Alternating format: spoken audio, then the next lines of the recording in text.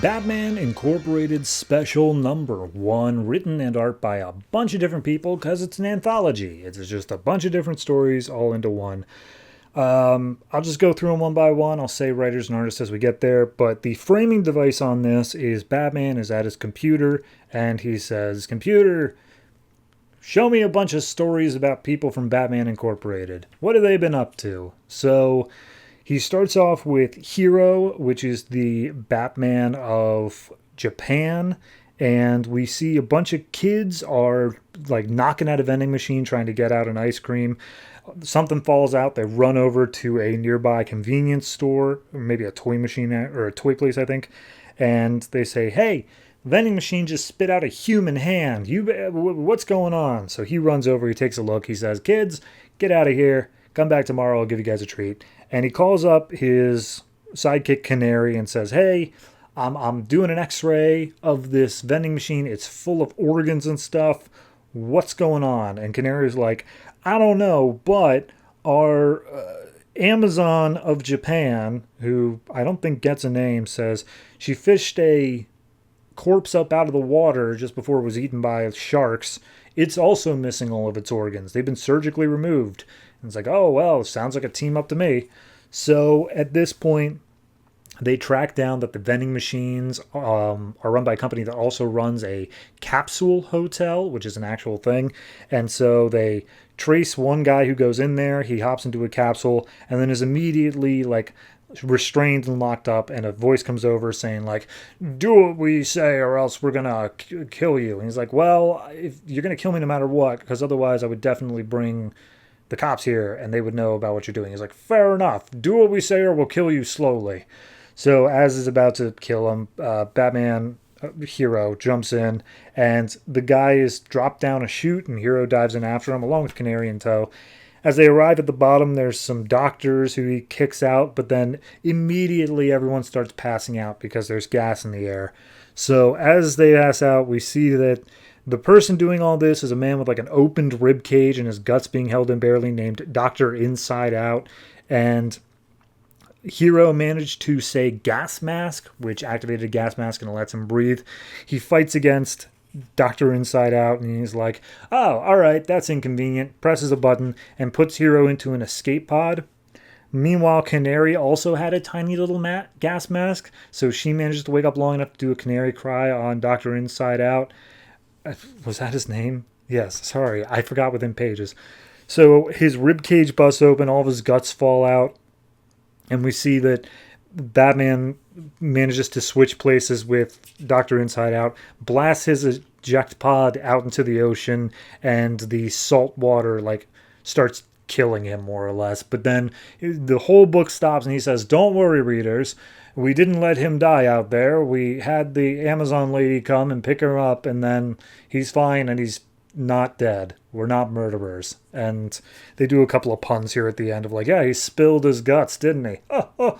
That's it. That's the issue. That was by Chris Burnham. He was the writer and artist on that. So then we go to the Squire, who obviously in the events of Batman Incorporated, Knight died, and so Squire's left on her own. And this is basically just the story of her learning, how is she going to cope? So day one, she's just mainly staying inside. She's moping to herself. Day two, she goes down to a bar, and she meets up with a guy named Mechanist, I believe. Mechanic.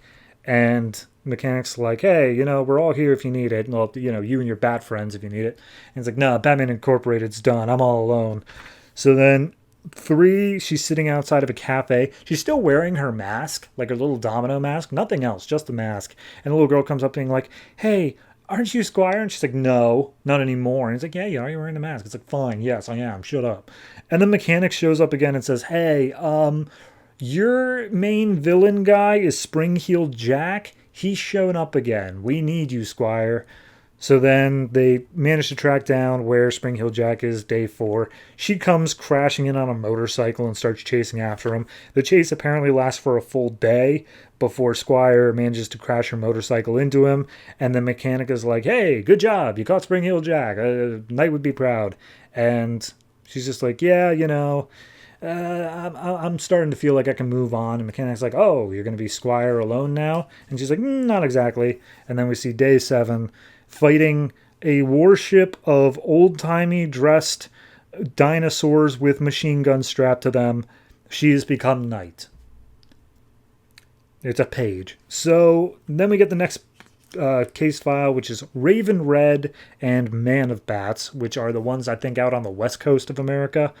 And there's two different stories being told simultaneously. One is up on a sky rise of Raven Red chasing down a guy named Coyote who does like a whole bunch of Leviathan stuff, but he also has a lot of gear as well.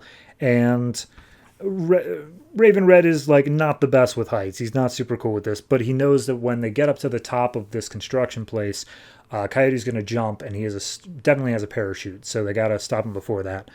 And then the other story we see is that there's a Native American man threatening to jump off of the roof of a casino, and he's basically just saying like, people say that our people, like Native Americans, are fearless, that we were able to work on all these construction sites because we don't fear like being up that high or anything like that. But no, of course we were afraid. Of course it was terrifying. But like, it was our job, and we had to do it, and we did it well. And I don't think it should be like a stereotype. I think it should be something that's celebrated.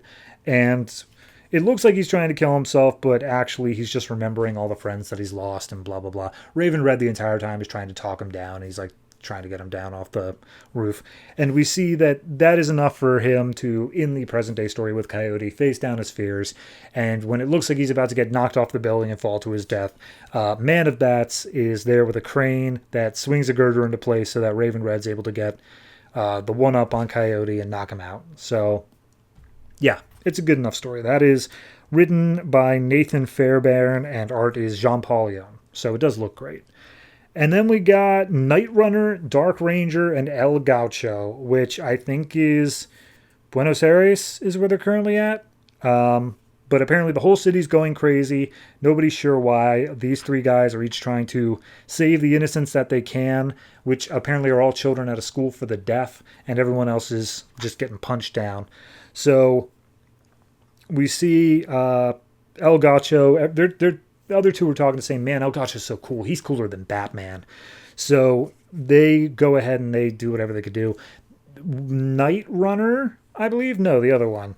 Dark Ranger. He uses his helmet to see where the signal is coming from that's making everybody go crazy. Turns out it's a sound-based signal. His helmet's protecting him. No one knows why El Gacho isn't affected, but Night Runner is actually affected at this point. So Dark Ranger takes him out using a stun gun. And we see over at the signal thing is a villain named... I don't even think he has a name. I don't think they ever give him a name. Regardless, at that point, he's trying to convince everyone in Buenos Aires. It's like, yes, welcome to La Muerta en Vida. So at this point, Dark Ranger says, yeah, I can't get over there. My jetpack ran out of fuel. So I'm going to put my helmet onto Night Runner, and hopefully he can parkour his way over there, and it'll snap him out of his thing. Luckily, he's right. He parkours his way over there. However, he's not used to fighting in the mask. He's unable to really see anything, so the whole group of people start attacking him. The villain's like, man, all I get are these B tiers. I wanted like Superman or even Aquaman. Why am I getting these nobody Batman characters? And then El Gacho shows up and just punches him in the face. And they're like, oh, El Gacho, you have to take out the signal. And so he just kicks a fuse box and it goes off. And everyone is afterwards, like the whole city's calmed back down. Night Runner and Dark Ranger meet back up with El Gacho, and they're just like, yeah, no, it worked. Good job, El Gacho. And they're like, why weren't you affected by it? And he's like, oh, well, remember before this, I forgot to mention, we were in a nightclub that I own. Well, sometimes the music is a bit loud for me because I've trained my ears to be super sensitive, so I've been wearing earplugs the whole time. So I wasn't actually able to hear this signal that was going out. It's like, okay, but we were talking to you the whole time. He's like, yeah, I didn't hear a word of that. I have no idea what you were saying. And he's like, oh, all right. So then he says, all right, back to my club. Let's go have fun. And everyone agrees that he is cooler than Batman. That one was by Mike Rake and John Staniski on art. So then we get the final one. It is Bat Cow. It's written by Dan DiDio and Eve Manskyver. We see Bat Cow out in a field. Over on a nearby road, there's a police chase of some like carjackers. Turns out that the car they stole has a baby in the back. So as they're driving, Bat Cow stands in the middle of the road. The robbers swerve. We see Bat Cow like as just like full cape billowing and everything like that. Cops come over and go to the car. We see the mother is also in the cop car. She goes and gets the baby, hugs the baby, and they look for the baby's bottle, but it turns out it broke in the car crash. So then all the cops and the mother look over at Bat Cow, and Bat Cow's udders, and Bat Cow goes, moo. I was called Cowardly Lot.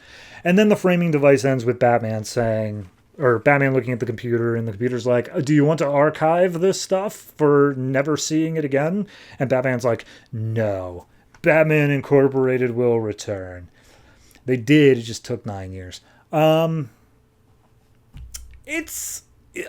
like each individual story. I think that Bathouse is funny. I think that the Night Ranger, whatever ones, Night Runner, Dark Ranger, they're all fine.